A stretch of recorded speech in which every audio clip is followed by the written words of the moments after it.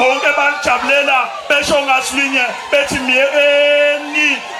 nowabhekisitha akalibuse sesozwa ngaye ukuthi siyaphi. Inkosi lenenhle evunywe emhlabeni yavunywa nasezulwini ziyovula incwadi ziyoyikhuluma izindaba isithatha kancane sotilongo isithatha kancane somthambo isithatha kancane somakhutha isithatha kancane soduze kamnengi kwa inkosi lenenhle evunywe emhlabeni yavunywa nasezulwini umgwaqo obomvu obheke kwaNongoma ngisho noBhejane ephuma esiqiwini ewela amathongo wayivuma indaba yenkosi enhle inkosi lethanda uxolo uzulela duma kabi ngoba dume emva kwesikhathi eside lihlome kwase kwathiwa lisekho selidlulile kanti liseza lizaliyanyelela lishaya umbani ubhekisa kwibamba wasithatha isihlalo sobukhosi endabeni lenenhle eyakhulunywa ubaba uPipi kwabakaMakhanya indaba lenhle eyavunywa induna uStefe kwabakaMakhanya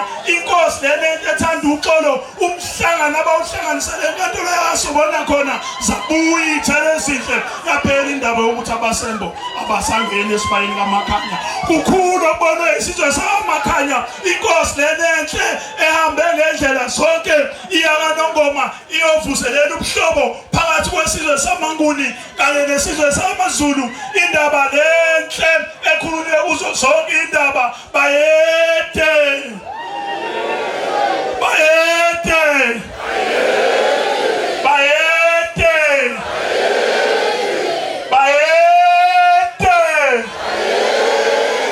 ikanyane encane emnyama kaMethi ubiso lumadlange izaplane yadablumakenge kwaze wasumdenga lelebuthongo usilinda mandondwe umgwaqo omasheshelezi umdewulandela azafike wathathi nkulu nkenge wakithi kwanomayina usothandazana njengothandazana msutha kubo zakhe emahwangwang njengezabefundisi bephuma esontweni ibinda